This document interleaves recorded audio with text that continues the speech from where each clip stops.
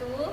Kami dari kelompok 2 akan menerangkan sedikit tentang GNB atau Gerakan Non-Blok. Halo, saya Rolana, absen 02.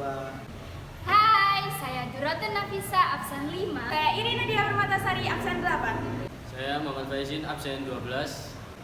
Halo, saya Selaskia, absen 23. Saya Budi Widya, absen 29. Pendiri pada tahun 1950-an, beberapa negara berupaya untuk menghindari dari polarisasi dunia atas terjadinya Perang Dingin. Situasi Perang Dingin di mana Amerika Serikat dan Uni Soviet saling berebut pengaruh di dunia, memantik kesadaran negara-negara yang baru merdeka untuk tidak terseret ke dalam arus persaingan militer dan kekuatan pertahanan negara yang baru berkembang, lantas memutuskan untuk membentuk suatu gerakan bernama Gerakan Non-Blok. Gerakan Non-Blok sendiri atau GNB adalah sebuah organisasi internasional yang terdiri dari 120 negara yang menganggap diri mereka dengan kekuatan besar. Terdapat 5 pemimpin negara sebagai pendiri Gerakan Non-Blok yang didirikan pada tahun 1961 di Yugoslavia.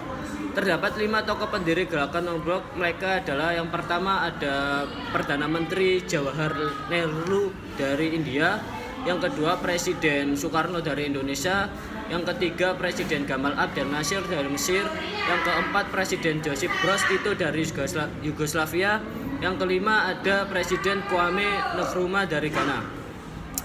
Pembentukan ini, Gerakan Non-Blok ini dilatar belakangi oleh situasi setelah Perang Dunia II, di mana terjadi perang dingin antara Amerika Serikat dan Uni Soviet. Dua kubu tersebut saling berebut pengaruh dan menjadi sasaran adalah negara yang berkembang, yang baru saja merdeka seperti Indonesia dan India.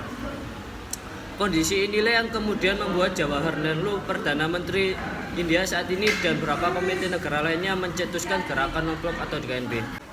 Gerakan Non-Blok memiliki 2 tujuan, yaitu tujuan ke dalam dan tujuan keluar. Tujuan ke dalam adalah meningkatkan kehidupan masyarakat di negara-negara anggotanya di bidang politik, sosial, ekonomi yang tertinggal jauh dari negara-negara maju.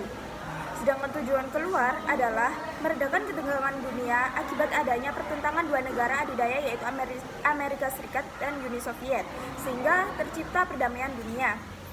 Mereka ingin mengusahakan beberapa hal ini agar maju supaya sejajar dengan negara-negara maju lainnya pada saat itu. Kedua tujuan tersebut fokus perhatian kepada Gerakan Non-Blok, yaitu 1. Mendukung tercapainya hak menentukan nasib sendiri, kemerdekaan nasional, kedaulatan, dan integritas nasional negara-negara anggotanya. 2. Menentang politik apartheid, yaitu diskriminasi manusia berdasarkan warna kulit. Apartheid yaitu sistem pemisah ras yang diterapkan oleh pemerintah kulit putih di Afrika Selatan dari sekitar awal abad ke-20 hingga tahun 1990-an. 3. Tidak memihak pada fakta militer multilateral. 4. Tidak mencampuri urusan dalam negeri negara lain. 5. Hidup berdampingan secara damai. 6. Penolakan terhadap penggunaan atau ancaman kekuatan dalam hubungan internasional, pembangunan ekonomi sosial, dan restrukturisasi sistem perekonomian internasional. 7. Melakukan sistem perekonomian berdasarkan persamaan hak. Menjelaskan 10 peran Indonesia dalam Gerakan Non-Blok. 1. Indonesia sebagai pelopor GNB. 2. Menjadi tuan rumah dari KA serta KTT. 3. Indonesia sebagai negara pemimpin GNB. 4. Indonesia memiliki prinsip yang sama seperti GNB. Semenjak Indonesia merdeka, Indonesia menentang berbagai macam kejahatan internasional, terutama penjajahan. Perdamaian tersebut dijunjung serta diaplikasikan dalam politik luar negeri bebas aktif di Indonesia. Politik tersebut ternyata sejalan dengan prinsip yang dibentuk oleh GNB. 5. Indonesia menjadi ketua sekaligus penyelenggara dari KTT GNB yang ke-10. KTT GNB yang ke-10 berlangsung pada 1 sampai 7 September tahun 1992 dan diadakan di Jakarta serta Bogor. Selain itu, Indonesia pun menjadi perintis dibukanya kembali dialog antara utara serta selatan, yakni dialog yang dapat memperkuat hubungan di antara negara berkembang, yaitu pihak selatan, terhadap negara-negara maju, yaitu pihak utara. 6. Indonesia menjadi jajaran negara pengundangan pertama dalam KTT GNB. Indonesia adalah salah satu negara yang termasuk negara pengundang pada KTT GNB yang pertama. Hal ini dikarenakan Indonesia adalah salah satu pendiri dari GNP serta memiliki peran yang cukup besar dalam mengundang sekaligus mengajak negara lainnya untuk bergabung dalam KTT. 7. Indonesia berperan dalam meredakan konflik internasional.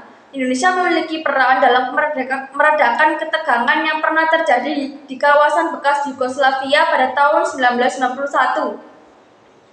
8. Membantu penyelesaian masalah utang luar negeri negara berkembang. Melalui kedudukan yang dimiliki oleh Indonesia dalam GNP, Indonesia berupaya dalam menyelesaikan masalah utang luar negeri yang dialami oleh negara berkembang dan miskin secara terpadu, berkesinambungan serta secara komprehensif. 9. Mendirikan Pusat Kerjasama Teknik Selatan GNP. Indonesia bekerja sama dengan Brunei Darussalam, bersama-sama mendirikan Pusat Kerjasama Teknik Selatan GNP yang ada di Jakarta guna memperkuat hubungan antar negara anggota GNP. Program tersebut memiliki fokus untuk mengentaskan kemiskinan, memajukan usaha kecil, serta menengah sekaligus menerapkan teknologi informasi serta komunikasi. 10. Aktif mengupayakan perdamaian dunia. Indonesia secara aktif mengupayakan perdamaian dunia dalam KTT GNP.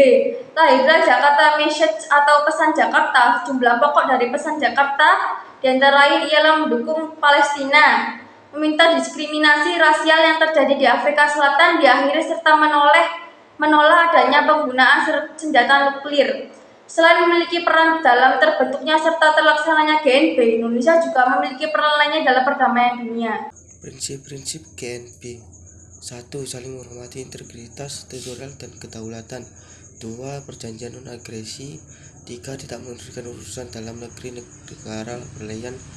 4. Kesetaraan negara berlainan. 5. Menjaga perdamaian. Saling menghormati kedaulatan dan integritas teritorial. Menghormati kedaulatan bisa suatu bangsa sudah merdeka, kita harus menghormati kedaulatan bangsa tersebut dengan tidak berusaha merebut kedaulatannya. Integrasi teritorial: semua bangsa teritorial setiap bangsa merdeka diakui oleh negara lain. Perjanjian non-agresi, penjelasannya: ini perjanjian non-agresi adalah perjanjian antara dua negara atau lebih untuk tidak saling menyerang, menghindari konflik bersenjata, dan untuk mencapai suatu kesepakatan. 3. Tak mengintervensi urusan dalam luar negeri negara berlain. Maksudnya itu, intervensi itu adalah campuran tangan sebuah negara secara diktator terhadap urusan dalam negeri lain dengan tujuan utama untuk memelihara ataupun untuk mengubah kondisi, situasi ataupun barang yang ada di negara tersebut. 4. Kesetaraan dan keuntungan bersama. Maksudnya itu, pengertian kesetaraan dan keuntungan adalah persamaan kedudukan, persamaan tingkat, tak ada yang lebih tinggi atau lebih rendah, sederajat. Kesetaraan disebut dengan kesederajatan. 5. Menjaga perdamaian. Perdamaian adalah persetujuan untuk menyelesaikan sengketa atau perkara supaya tidak usah diperiksa atau diputus oleh hakim dalam putusan pengadilan. Sebelum memeriksa suatu perkara perdata, hakim diwajibkan terlebih dahulu mencoba mendamaikan kedua belah pihak. Anggota GNP yaitu ada Yugoslavia, India, Mesir, Indonesia, Pakistan, Kuba, Kolombia, Venezuela, Afrika Selatan, Iran, Malaysia, dan untuk suatu masa Republik Rakyat Tiongkok. Meskipun organisasi ini dimaksudkan untuk menjadi aliansi yang dekat seperti NATO atau Pakta Warsawa, negara-negara anggotanya tidak pernah mempunyai kedekatan yang diinginkan dan banyak anggota-anggotanya yang akhirnya diajakkan beraliansi, salah satunya negara-negara adidaya tersebut. Misalnya Kuba mempunyai hubungan yang dekat dengan Uni Soviet pada masa Perang Dingin, atau India yang bersekutu dengan Uni Soviet untuk melawan Tiongkok. Selama beberapa tahun, lebih buruk lagi, beberapa anggota bahkan terlibat konflik dengan anggota-anggota lainnya, seperti misalnya konflik antara India dan Pakistan, Iran dengan Irak. Gerakan ini sempat terpecah pada Uni Soviet menginvasi Afghanistan pada tahun 1979. Ketika itu, seluruh sekutu Soviet mendukung invasi, sementara anggota GNB, terutama negara-negara dengan mayoritas Muslim, tidak mungkin melakukan hal yang sama untuk Afghanistan akibat adanya perjanjian non-intervensi. Latar belakang GNB. Lahirnya organisasi gerakan non-blok dilatar belakangi oleh kekhawatiran para pemimpin negara-negara dunia ketiga, terutama dari Asia dan juga Afrika, terhadap munculnya ketegangan dunia waktu itu, dan juga karena adanya persaingan antara blok barat dan juga blok timur. Nah, itu tadi adalah penjelasan singkat mengenai GNB. Gimana nih teman-teman, udah pada paham kan? GNB adalah suatu organisasi internasional yang terdiri lebih dari 100 negara-negara yang menganggap dirinya tidak beraliansi dengan kekuatan besar manapun. Kami dari kelompok 2 pamit undur diri. Kesepian tanpa kekasih. Cukup sekian, terima kasih. Bye-bye.